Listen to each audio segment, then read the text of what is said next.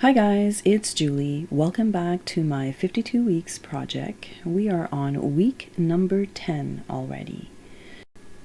So this week I thought I'd do something a little different. I've got two pictures here and I'm going to use this sketch right here. And if you've noticed, these two sketches work perfectly for like a double page spread if you want. So they're going to go inside my book. I've got a lot of zip strips or Branting strips, so that's where the idea came for these two sketches. So we're going to use all of these right here. I found my Heather ink because this is a retired color, so I'm pretty glad about that. So I've gone ahead here and I've pre-cut my two bases. I'm kind of working on two here. I usually only do one at a time, but I'm going to do two for this time. So this piece here, because I don't have a lot of this cardstock left, I'm going to separate it amongst the two page. And I'm going to go ahead here and I'm going to bring back my nice background stamp and I'm going to stamp that sheet all in one pass. It's just easier. I thought it was easier anyways to do it all in one big piece. So I'm going to go ahead here, as I mentioned, I'm going to cut this down and I'm going to distribute it again across those two pages right here.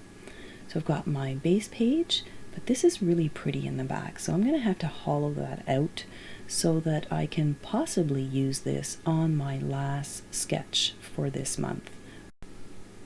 We actually have 2 more weeks to go on the month of March, but I'm definitely going to use that pretty paper on one of those layouts for sure.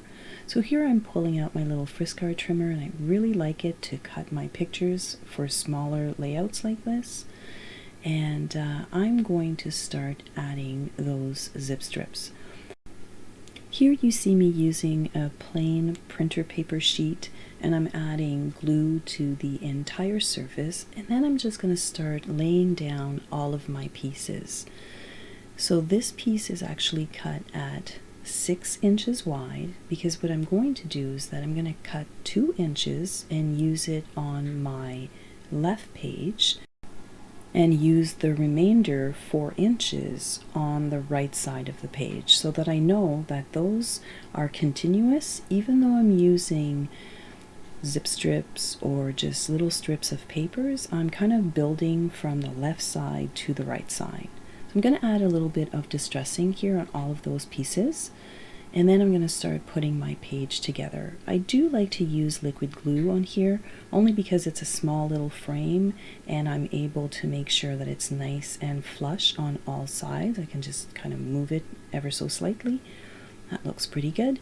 And then I'm going to add my piece of cardstock. So the cardstock is going on the dark side, so that's going to hide that little hollow piece in the middle. No one's going to know, and I still have that background paper or the back side to use on another layout. So I'm going to start adding my pieces, and as you can see I'm kind of working on 2 sheets here only because I just wanted to make sure that those lines that I'm putting across the zip strips are continuous from the left side to the right side. I think that I've got this right. I'm going to start adding all of those pieces. I did trim down this first piece, so this first piece, that Heather piece, was trimmed down to 3/4 of an inch, and then I'm going to start building my page, and I'm using my 2-inch photo. I don't use liquid glass on photos. I just don't want to wreck the picture, so I usually just use Tombow double adhesive, and that seems to work quite well. So the last thing I need to do for this layout is add my title. Now I know I'm a week early for spring, but because this is going to go in the center of my book as a double page spread, I think I can get away with this title right here.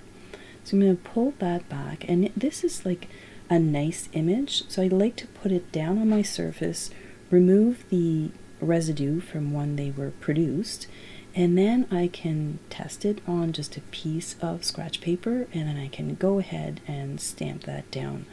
I'm going to use my little foam that comes with those just to give myself a little bit of a cushion. I'm just going to stamp that right on my white cardstock. Looks pretty good. So we're going to go ahead here, and off camera I did fussy cut my little image. I just thought that it looked really nice that way.